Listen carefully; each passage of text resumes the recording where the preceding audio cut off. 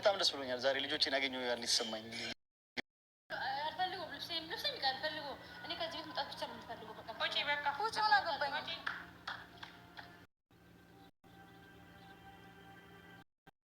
አሁን እንግዲህ ቀጥታ የኛ ስራ የሚሆነው ሀዊችን ምላሳም አንዴ ከ10ኛ ፎቅ ስትለኝ፣ አንዴ ከ2ኛ ስትለኝ፣ አንዴ ከ3ኛ ስትለኝ፣ አንዴ ገብቼ ማለት ነው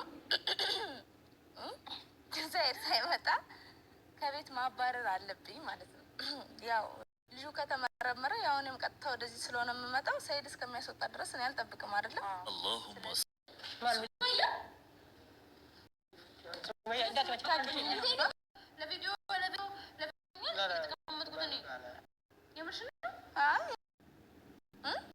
ባሌንም ቤቴንም ነው የወሰድሽው፣ ንብረቴንም ነው የወሰድሽው። ስለዚህ ለፍተሽ እንደገና ሌላ ቤት ስራልሽ አብረሽው ልፊና እኔ የለፋሁትን ያክል አመታት አብረሽው ልፊ። ሰው በሰው ገንዘብ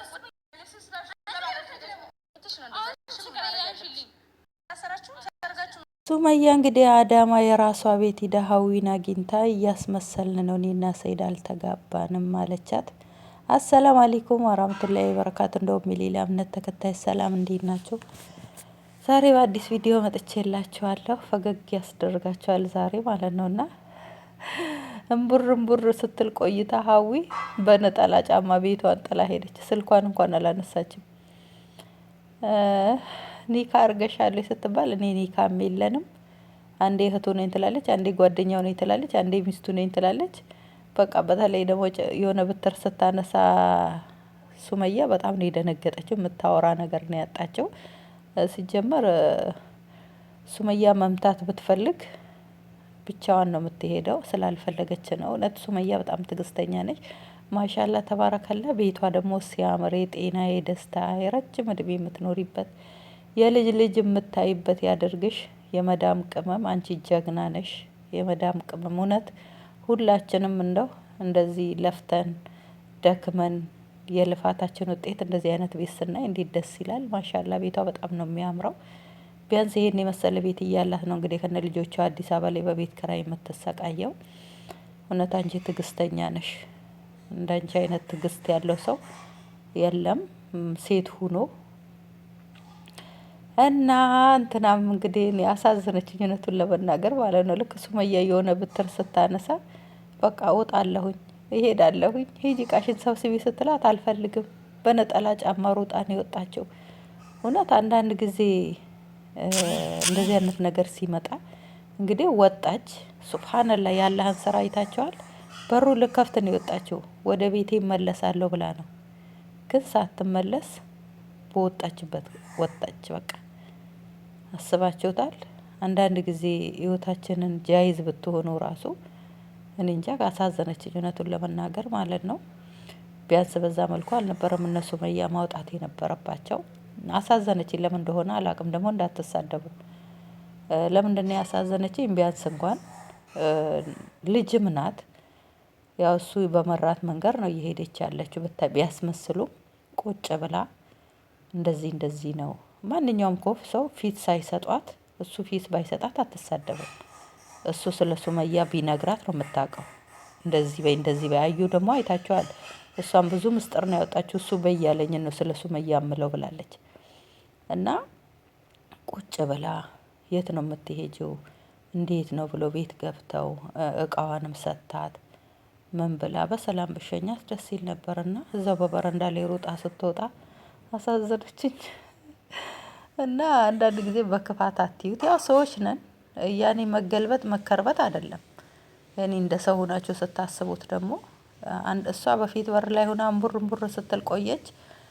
አሁን ላይ ደግሞ ሱመያን ስታያት ራሱ እየደነገጠች ድንጋጤ የሆነ መብረቅ የወረደባት ነው የመሰላት ማለት ነው። እኔ እሷን አስወጥቼ እኔ ራሴ እኖራለሁ። ሰይድም እንግዲህ አሁን የመጨረሻ ነው እሱ መጥቶ እሷን ከሚያስወጣት እኔ እሷን አስወጥቼ እኖራለሁ።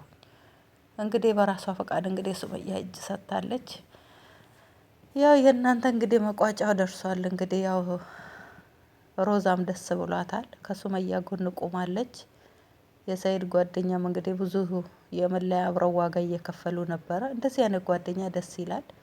በተለይ ሮዛ እኔ እንጃ አንደኛ ያንቺ ያለሽበት ቪዲዮ ራሱ በሳቅ ነው የሚያልቀው ማለት ነው። ሰው የራሱ ድብርቱ ነው የሚሄደው እና አማርኛዋ ደስ ይላል። በቃ ታዝናናቸዋለች። እኔ ግብ አለው ስትል ነው የምታስቀኝና አሁን በቃ እንግዲህ ሱመያና ሰኢድ እንግዲህ አላህ ሰኢድንም በሰላም ያምጣ። አስር ላይ እመጣለሁ ብሏል። እውነቱን ለመናገር ይሄ ቪዲዮ የተሰራ ባለፈው ነው። ባለፈው ልጅቷን አግኝታ ስትጠይቃት የዛኔ ነው ተሰርቶ የተለቀቀው ማለት ነው። እና ያው ሰኢድ እመጣለሁ ብሏታል። ሰኢድ ከመምጣቱ በፊት ነው እንግዲህ ሀዊን ከቤት ያባረሯት። ሀዊ ምስኪኗ እንግዲህ የት ነው የምትሄደው? ያው እናቷ ቤት ትሄድ ይሆናል። ያው እውነት ምንድነው ድራማ ለመስራት ደግሞ ምን ችግር አለው? ይከፍላት ይሆናል። አይታችሁ እንደሆነ ደግሞ አብዛኛውን ቪዲዮ የሚሰሩት በረንዳ ላይ ነው። በረንዳ ላይ ስለሚሰሩ እንደገና ደግሞ የሆነ መናፈሻ ነገር ላይ ነው። የተወሰነ ቪዲዮ ነው የሰሩት። እሷ ደግሞ እዛ ቢሮ ቁጭ ብላ ነው። አታ ራሱ እኛ ራሱ ማገናዘብ አቃተን እንጂ እኮ ብዙ ልዩነት አላቸው። አይታችሁ እንደሆነ ሀዩና እሱ ቪዲዮ ሲሰሩና እቺ ጋር ቪዲዮ ሲሰራ በጣም ልዩነት አለው። በዛ ራሱ መንቃት ይቻላል። ቪዲዮ የሚሰራው ራሱ የሆነ አዲስ እንደተገናኘ ሰው በቃ የሆነ ነገር ስታወራ እሱ ቶሎ ብሎ ያያታል።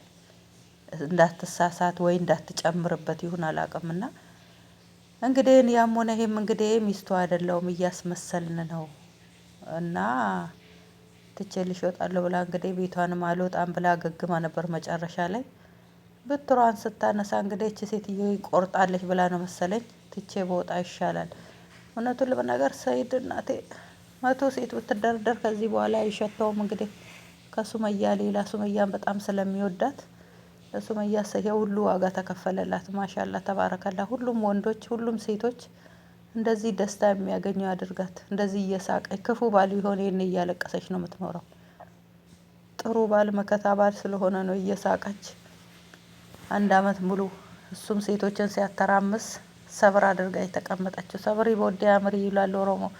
ከሰበሩ ነው ሁሉ ነገር የሚገኘውና አንዳንድ ጊዜ ቶሎ ብለን በህይወታችን የምንወስነው ነገር ዋጋ ያስከፍለናል። ሰብር ማድረግ ነው። ከሰብር በኋላ ነው እድል ያለው። ለሁላችንም ጥሩ እድል ይስጠንና ህይወታችን ያመረ